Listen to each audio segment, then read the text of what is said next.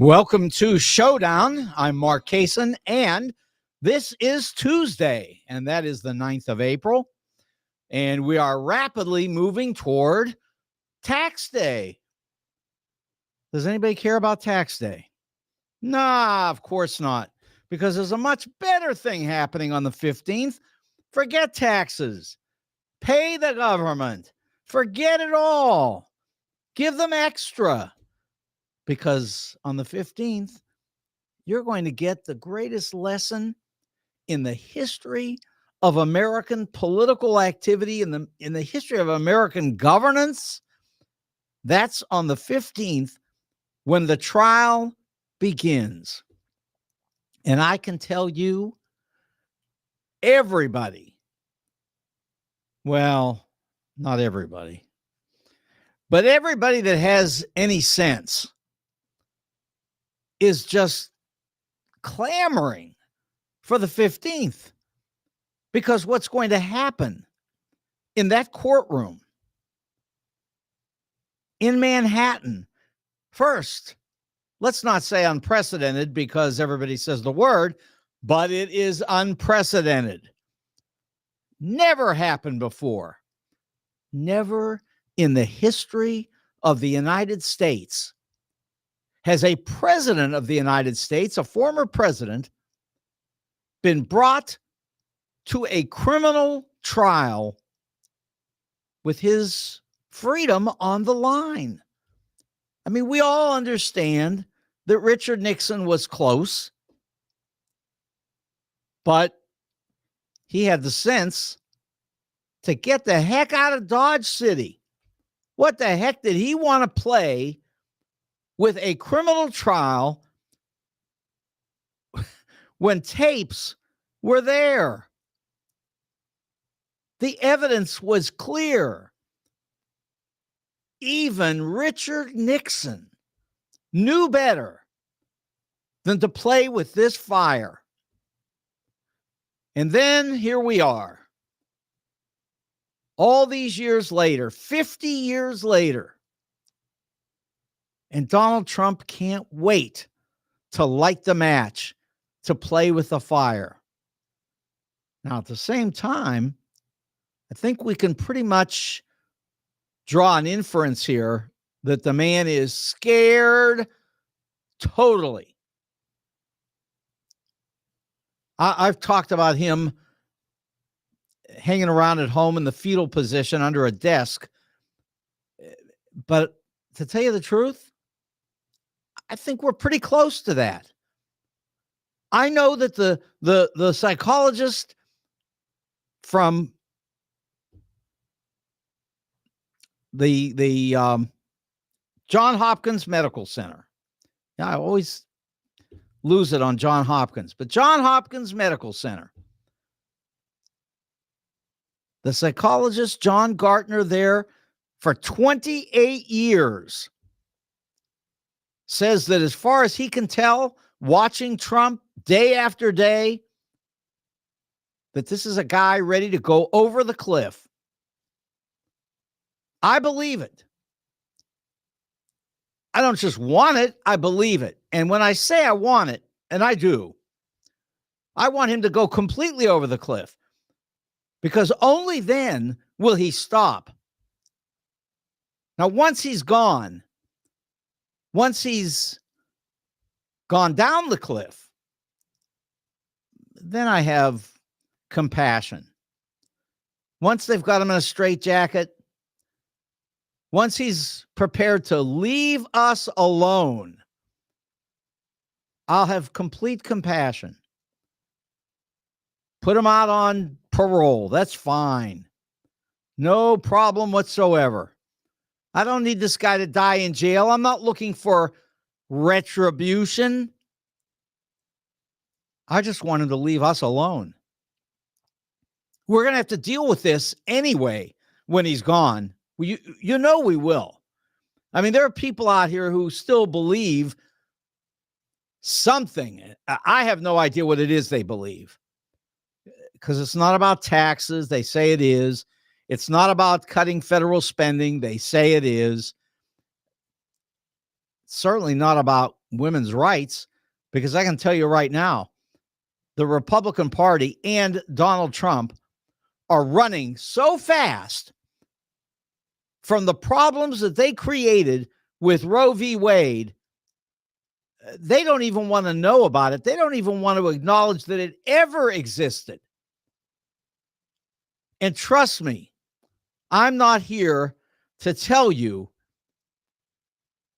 the same thing that no one will tell you. No one wants abortions. If you think I wake up in the morning and say, gee, I hope some people get abortions. Of course not. I hope nobody gets an abortion. I hope that the United States medical system begins to address women's health care problems. That's what's important. That's what the issue is. Nobody wants an abortion. Everybody wants medical care for women, for your sisters, for your mothers, for your daughters. That's who. And of course, you know that the latest out of the Republican Party, only mimicking Donald Trump, is that Democrats don't just want abortions, which they don't, but what they really want is they want to kill the children after they're born. Now, I know you're going to say, Kaysen, you know that's not true, but I know it is because I heard Trump say it. It wasn't a doctored tape. It was straight out of his mouth. He is claiming that Democrats want their children killed after they're born. It's just insanity. And the only sad part is that there are people on the Republican side who honestly believe it. I can assure you, if you did a poll, you would find an enormous number of people, millions, who believe that Democrats want to execute their children after they're born. This is what we've come to. This is what this whole thing is about. It's lunacy. It's as fake as anything that Donald ever claimed was fake. I mean, he kept claiming everything was fake, and it was him, or it was he who was fake. Donald was fake. Now, in 2024, the story has just become ridiculous.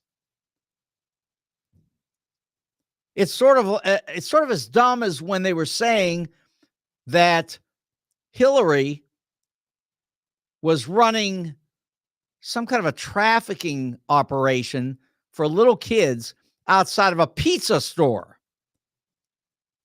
I mean, that's what we're dealing with.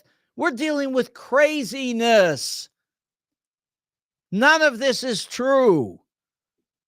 Now, I could sit here and say none of it's true for another 45 minutes, 50 minutes, whatever. And you know what? There are people who still believe that Hillary was running a trafficking operation out of a pizza store, and the Democrats want to execute their children when they're born. I mean, I can't even say it without chuckling because it's so ridiculous. By the way, you can call here. The phone number is 314-471-1968. That's 314-471-1968. And if you'd like to talk to me about any of this, I'd love to. Now, that's fine. Just give me a call and we can talk about any of these bizarre things that I brought up or anything you would like to bring up. You want to talk about the sniffing tapes? I hope you know that there is no sniffing.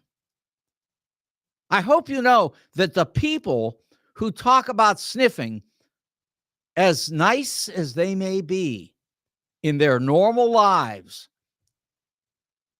they are completely delusional when it comes to this sniffing business. There's no sniffing. Honestly, there is not. None. 314-471-1968 if you think there's sniffing. But there's none. But what there is one heck of a trial that's coming on the 15th of April. And it will begin with voir dire, which is the description of basically seeing what the witnesses have to say. That's the French meaning of it. Voir is to see and dire is to say. So that's it. To see what they say and decide who is appropriate to be on that jury. And I can promise you, although Donald claims that he can't get a fair trial because there's no one who will be on the jury who won't be against him, the truth is you could find 12 people who could be on that jury and who could listen to the facts, be against Donald Trump, and still make the decision based on the facts. I promise you, I could do it. Now, I can also promise you that there are a few people as certain as I am how crooked Donald really is. I mean, there's some, there are millions, but not probably, certainly not 40 or 50%. There are many people out here who just think that Donald would not be a good president. Others who think he's just a crude person who does not belong in any position of leadership. I mean, they're all different ways of viewing this.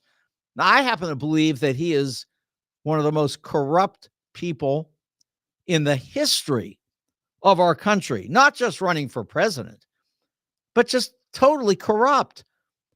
All the way from his refusal to allow black people to live in his apartments in New York City 50 years ago with his father,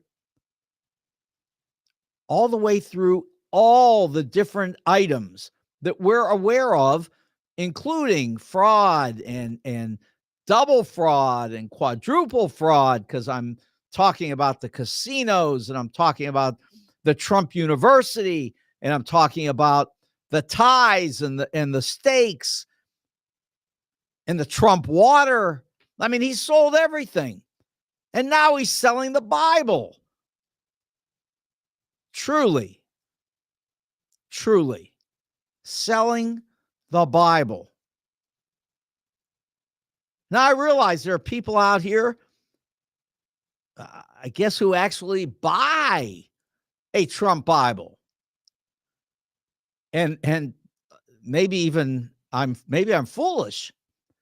Maybe I should be buying a Trump Bible, because it's possible that if you put that thing away in mint condition, it might be worth a lot of money in 50 years. Somebody else will have to get their hands on it because I won't be here in 50. But it might be a good investment. I don't know. But as far as the sense of buying a Trump Bible and taking it to the church, well, I've been told by my very religious friends that is just flat out blasphemy. That's what they say. Whether they're for him or not, they think that's blasphemy. He's selling the Bible in order to pay for his legal fees. That's a problem. That is just not good. And it's not like you can stop it, but you certainly should not be encouraging it. That's one side of this. The other side is that if you believe that you're actually enhancing your religious experience by reading a Trump Bible, I feel sorry for you. I really do. I fear that there are people who believe that. I'm sure that's true. But what's more important is the real meaning of April 15th for all of us. And it comes in a number of different pieces. First of all, for me,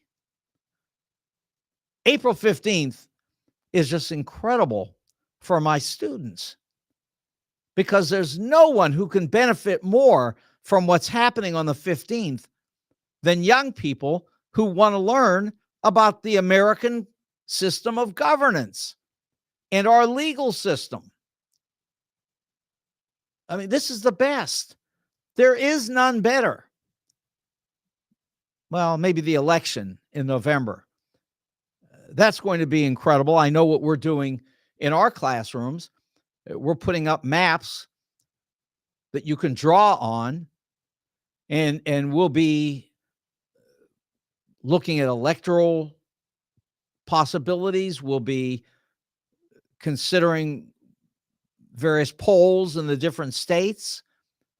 We'll be looking at the different issues in states and how they seem to be affecting the polling. And all of this with young people who really would never have put the time into an election the way they're going to this time. This is going to be the best of the best. And undoubtedly, by the time we get back to school, by the time everybody's back in school in the fall, think about it.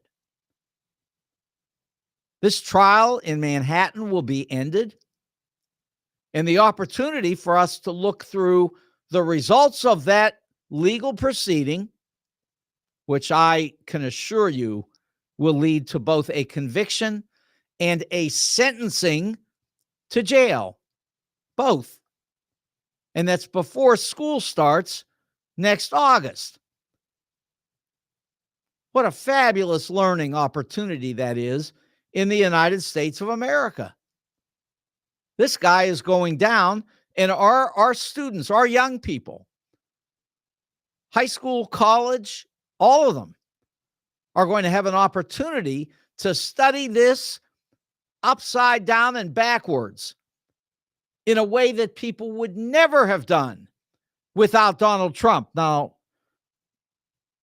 you can be assured that I would rather do without the learning experience,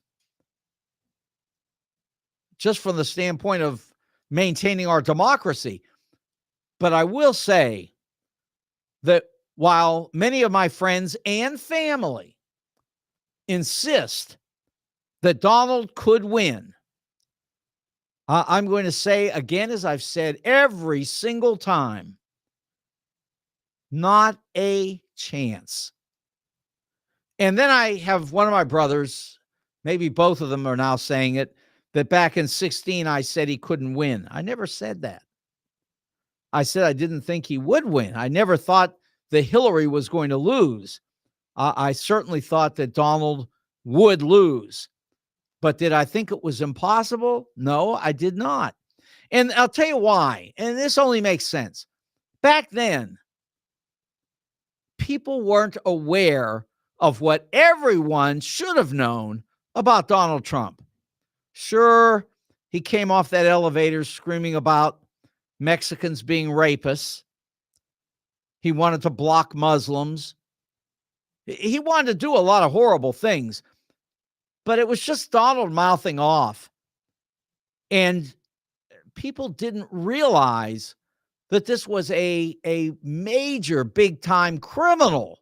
They didn't know that. Today, we know it.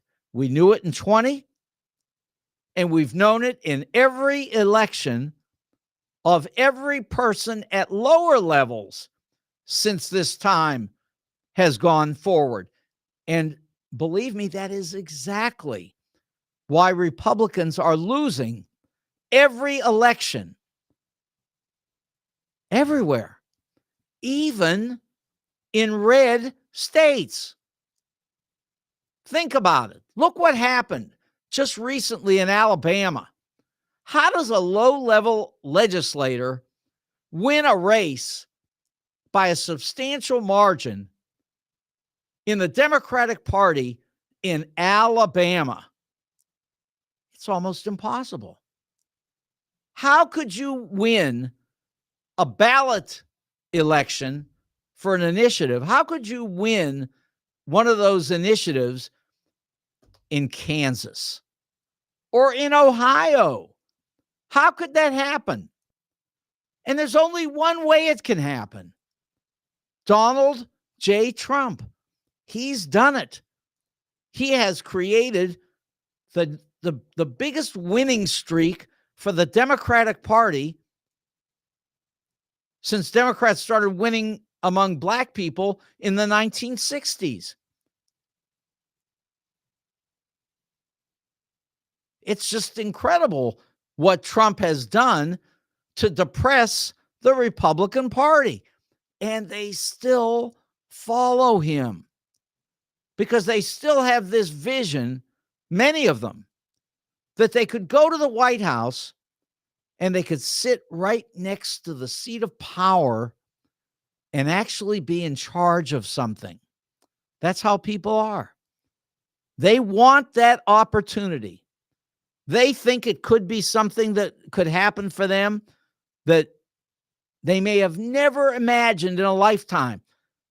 Of course, unfortunately, the opportunity comes as a result of the greatest criminality that this country has faced in all of our lifetimes. And that's true. It's well, in fact, when Donald says that crime is at the highest level since as far back as we can remember, it is exactly what some have said about it, and that is it's a confession. It's not that this country has crime. It's that as far as he's concerned, as far as Donald Trump is concerned, he sees nothing but crime around him because he commits the crime and then he admits to it. It is his confession that he is involved in criminal activities that are beyond the pale, far beyond.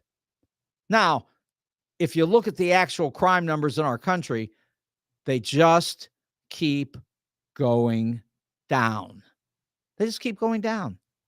I had a friend on Facebook the last couple of days. She's pretty involved politically in town and very conservative. And she was the girlfriend of a friend of mine many years ago. And she was putting all that information out about how much crime there is. And I just wrote to her and said, none of it is true. It's just not true. It's not even close. And she's been writing back to me for days now, trying to convince me that I need to do my research. But the problem is that the research is so simple. Go online, look for government statistics, and you will find that our crime levels just keep dropping. At the same time, 77% of the people who were polled recently by Gallup said exactly the opposite.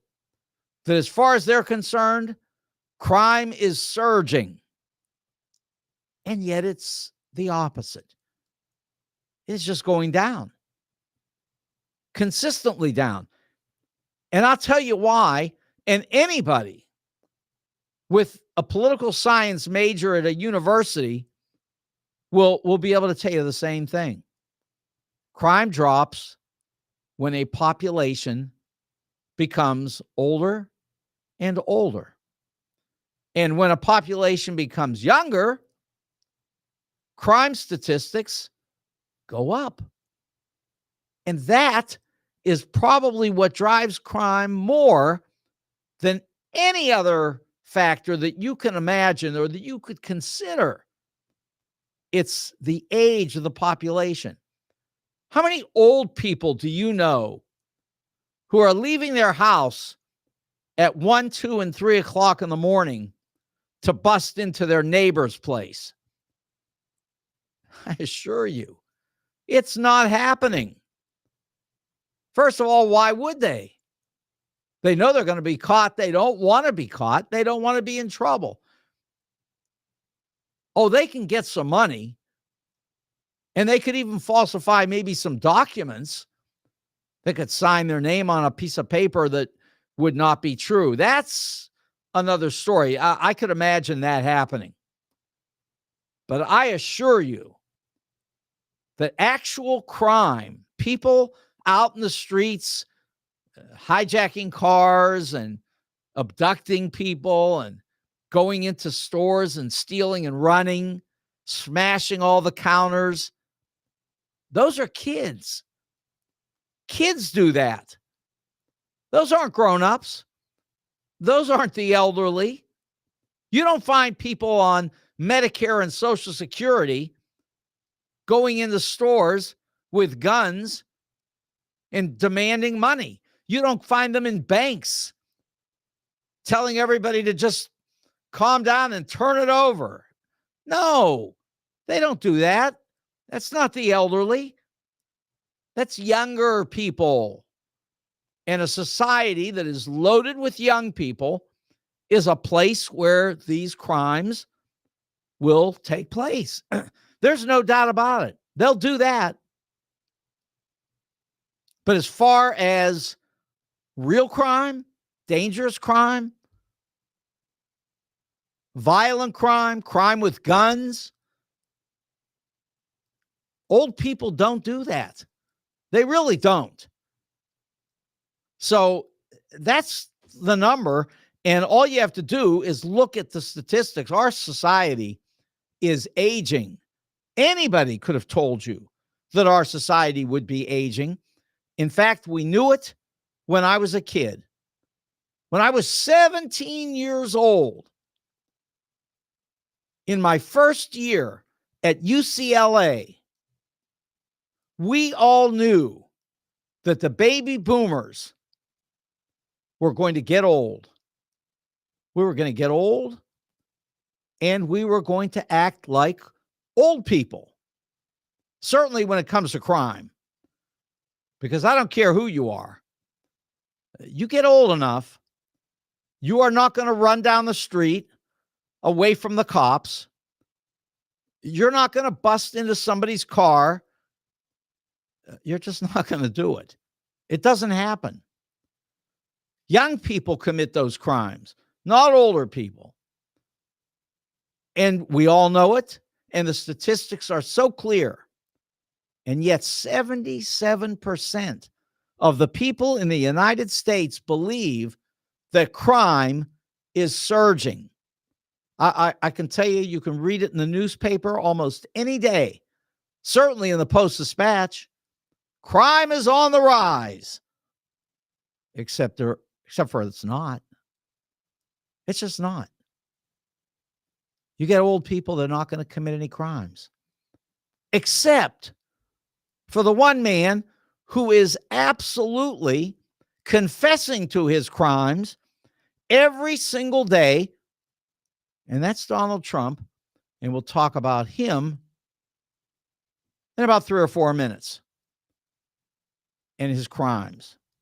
By the way, just a reminder, you can call me at 314-471-1968, and you'll be right on the air. We can talk about anything that you'd like to talk about that we've discussed so far, or any of the different conversational pieces that I have coming up. And I have a few different subjects. Do they all have to do with Trump? Yeah, probably one way or the other. We'll talk about why that's true too. Why is everybody focused on Trump? Why is everything Trump? There's a reason. Okay. but there's definitely a reason why you want to get to Chesterfield Valley and get something to eat at 18,000 Chesterfield Airport Road. And the reason is because Wenty's has great food. Wenty's is just a fabulous place to eat. Wenty's has got chicken wings. They've got smoked meat. They've got baby back ribs. They've got onion rings. They've got hamburgers, cheeseburgers, patty melts. You name it. Just a great place to eat. And if you don't like the pizza, there's something wrong with you. The pizza's great too. It's all great at Wenty's at 18,000 Chesterfield Airport Road. And again, I emphasize the fact that when you get there, you should say hello to Ben, who is an owner. And Ben will talk to you, hang around with you, tell you all kinds of good things and interesting things. And you're going to enjoy your time at Wenty's. You don't have to bring a friend. Ben can be your friend. 18,000 Chesterfield Airport Road, and that is Wenty's. Now, you can also have a friend. I got another friend for you, and that's Al, and he's at 4506 Hampton in St. Louis, and the name of his business is Jewels on Hampton. And Al will be your friend too. You can go in there and play with jewelry all day long, and Al will be your friend. Because these businesses that have the owners present are just great places to do business. Al's great. His son, AJ, as well. Check them out. 4506 Hampton. They buy and sell jewels and coins. Great prices. But on top of that, if you've got a watch, a good one, with some age on it, and you want it fixed, Al will fix it for you at Jewels on Hampton. It's just a great jewelry store. No kidding. You think it's just a jewelry store, but no, it's also a place where you can get a friend. I mean, it's just like I'm telling you. I'm not just setting you up for doing business.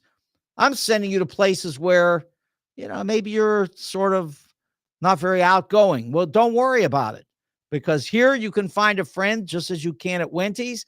And next, I can tell you right now, not only will you find a friend, Jay and Nick over at the St. Louis Suit Company, but on top of being your friends, they'll also dress you. I mean, talk about a friend. These people will tell you what to wear. They'll match your clothes for you so that even if you're colorblind, you don't have to worry about offending people. And it's just a great place to buy suits and ties and shirts and shoes, although they don't have my Chuck Taylor Converse. But listen, they can't have everything, but they've got practically everything that you could want. And I've got my Converse. But anyway, that's a St. Louis Suit Company, corner of Central and Forsyth in Clayton. And if you're either getting married or you need to get clothes for a wedding, they are big on weddings. They're the St. Louis Suit Company, and they are in Clayton, Forsyth, and Central. And the friends that you can find there are Jay and Nick. So I'm really good to you. I not only will send you to good businesses, but I'll send you somewhere where you can find a friend. It's pretty nice of me. Okay. So back on Donald. Why is everything Donald? I have students who say to me, isn't there something else that's going on in the world besides Donald? And honestly, the answer is no. Because this man has so infused himself into our culture that it's impossible to really separate so much of what we do from what he is threatening us with. For example, banning books in libraries. When in American history did we have to worry about books being banned in libraries? Until Donald Trump. And if you think that there's any reason that these books are being banned besides Trump, well, I just think you're wrong. And I think you're going to have to look into it to find out the truth, which is that Donald is behind all of this. I'm not saying that he goes from library to library banning books. I'm saying that he encourages his people with this craziness, this belief that somehow you can control people's thoughts. You can eliminate newspapers. You can shut down television stations. You can control the people who write for society. It's an old idea that really comes from the Soviet Union. And we shouldn't be surprised at that because, as I've pointed out so many times, all you have to do is read the Mueller report and you'll understand the connection between Donald and Russia. And they do ban books in Russia and have for generations. It's a staple of their society. They ban books. And now we have people in the United States who would like to do as Russia has done and ban books. Here in Missouri, we've seen it. Certainly in Wentzville, they're banning books today. They want to shut down anything that they can imagine in your library. First in theirs and then in yours. And they've gotten to the state legislature. The state legislature has been debating this. How can they most effectively ban books from libraries? In fact, they've looked at the possibility of how they can shut down libraries. My source, the Post-Dispatch. Look, this is a dangerous world that we're in. Extremely dangerous. Not because of the deep state. There is no deep state. Not because the newspapers are printing fake news, because they don't. They print the news. They use sources. They generally follow the procedures that are anticipated as being professional in journalism. And that continues from decade through decade. When I tell you that the New York Times is an amazing cultural value in our society, I'm just not using words here. I'm speaking about the heart of American culture. The New York Times has been there since 1851. Year in and year out, the New York Times has told the stories of our country. And I promise you that if you go to Times Machine at nytimes.com, I'll say it again, Times Machine at nytimes.com. Now, you have to have a subscription, but I'll tell you this right now. You can get a 1-year subscription to the New York Times for $50.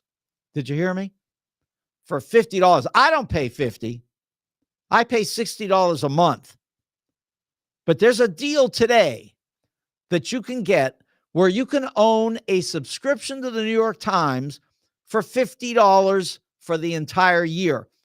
And it won't last forever, but it's out there right now. And I can also tell you that all you have to do is be a friend of mine, and I could give you a free subscription because I, like others, everybody, we all do. If we've got the times, they give us the opportunity to gift a couple of subscriptions to friends. So that's something you can do also. My friends generally subscribe to the New York Times, so I don't have to give it to them. But I'm just telling you that it's something that's available. And believe me, there is nothing more interesting and fun, I promise you, than spending time with old issues of the New York Times. If you watch television and you think that there are good programs on TV, I'm not telling you to throw out your television. I'm not telling you to give up on it, but I am saying that you will find as much entertainment as you can anywhere by digging into those old issues of the New York Times. I mean, I hate to tell you, I was doing it when I was 13, 14, and 15 years old, when you didn't have this access to it. You had to go to a library and you had to sit in front of a microfilm machine. And even then, unbelievably enjoyable. And then, of course, I went to school and used it in the research that I eventually did in my schoolwork. And for anybody who thinks that that's some indication of some kind of lunacy, which it might be, it could be. But anyway, here's the thing. When I finished it all, I hopped on the bus and met my friends at the beach. So it wasn't like, read the New York Times or have fun. It was read the New York Times and have fun. It's just kind of interesting. Interesting to see what the world was like 50, 100, and 150 years ago. It is interesting. And I've introduced many students to this, and they have enjoyed it. I'm telling you, it is really interesting. And here we are today, where people look at what's happening, for example, in Ukraine. And there's discussion about how this might or might not be like the 1930s. Well, I promise you, you can go straight to Times Machine at nytimes.com and you can read all about what was happening in the 1930s. And you don't have to read somebody's opinion. You can read exactly what the people were saying in the same form that you can read it today in the newspaper. And I promise you, you will not find it boring. I guarantee it. You may think so ahead of time. Once you dig into that newspaper, you'll like it. The ads, the sports, all of it. It is an unbelievable historic record of how this country has grown up. And when I say that every single day that you pick up the New York Times and it shows up at your house, the actual copy, I mean, I have online as well, I understand. I read it online too. But still, there's nothing like a copy of that paper.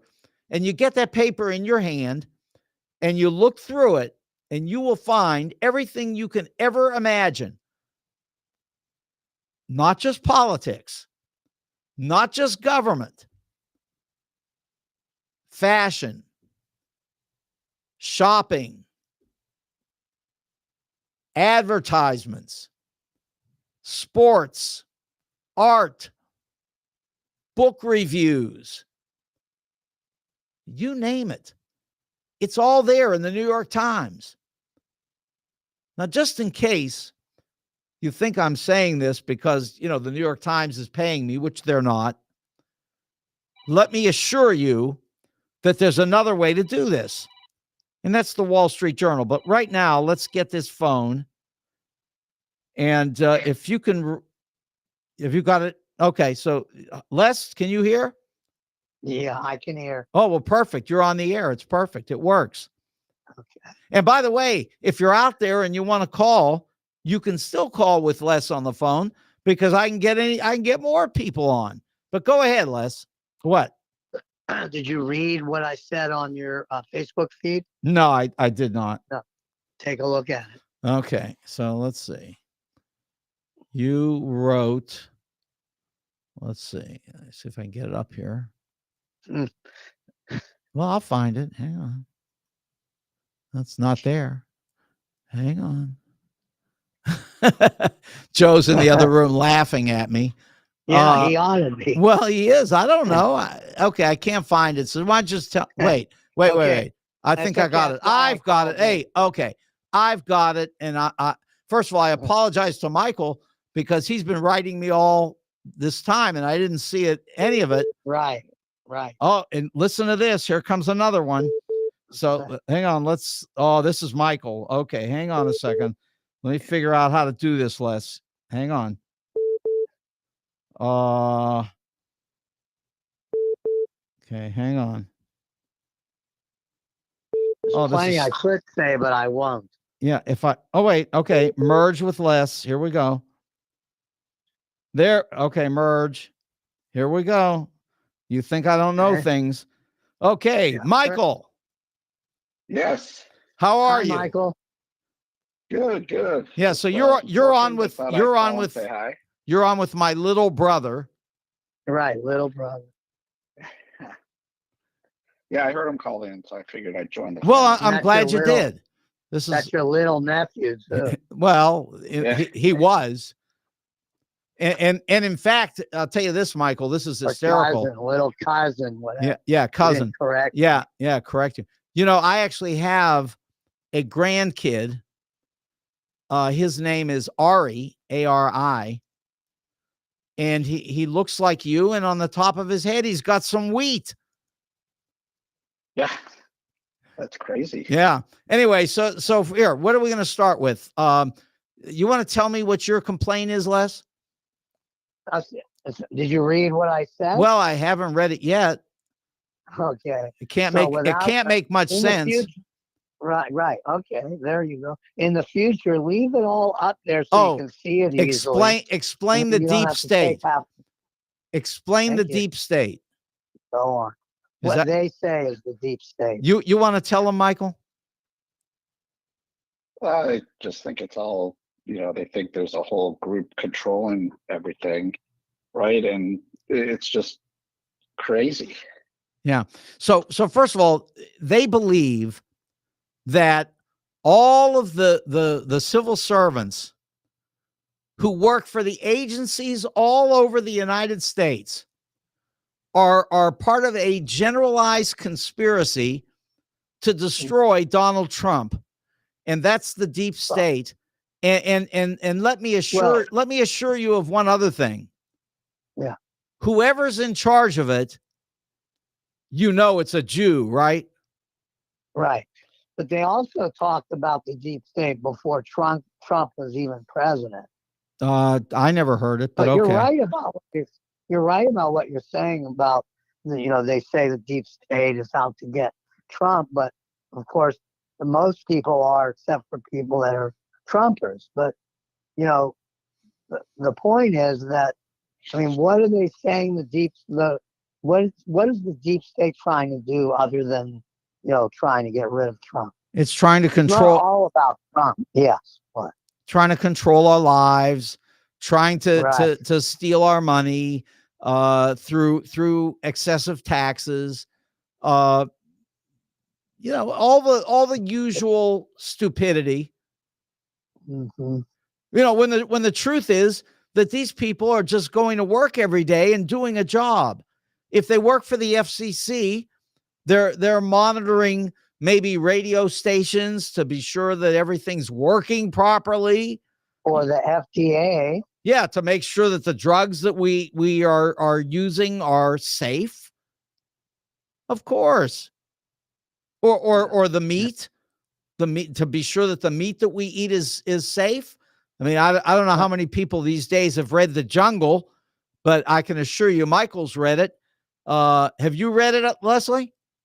No. Yeah, but didn't think so. You could have assured that. That's because you need to go to college. But no, that's because I maybe have needed to read that. Yeah, well, you should. Yeah, they've taken normal oversight and turned everything into a conspiracy. Exactly. Right? It's just ridiculous. I mean, they've got such a polished message of lies, and no one ever calls them out on it. Well, I think a lot of people do call them out on it. It's just that they don't listen to it. Yeah, I think that there are people out here who are pushing back on it. In fact, there are people out here writing books that push back on it.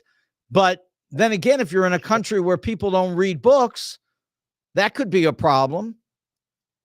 Well, it's not, and the people hearing their message don't listen to those or watch those channels or read those books anyway. Yeah, so they never get the pushback. When you say about reading books, there's plenty of people that read books, but just read the books that, maybe you or I don't believe has any validity to them. They read, they just, and the books you're talking about, they'll read it and say it's all fake.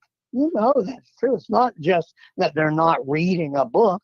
They just don't believe what they're reading unless it goes along with their agenda. Well, let me say this to you, Les. As far as fake is concerned, one of my favorite books, it's actually 2 volumes. Did you say steak? Fake. Oh, fake. Yeah, and by the way, tomorrow I'll have a new sponsor that will help you get the wax out of your ears. Yeah. But anyway, I really love the Memoirs of Cordell Hull. Mm-hmm. Do you know who that is? Go on. Who is he? Well, he's a former Secretary of State, and I can assure you that it is interesting to me because the things that he put into place initially under Roosevelt, which continued into Harry Truman and then beyond that as well, because of the whole way our government is set up, it has changed our country in ways that are just, first of all, hard to imagine, and secondly, so valuable that, I mean, people just don't even know where so much of what we've done has come from.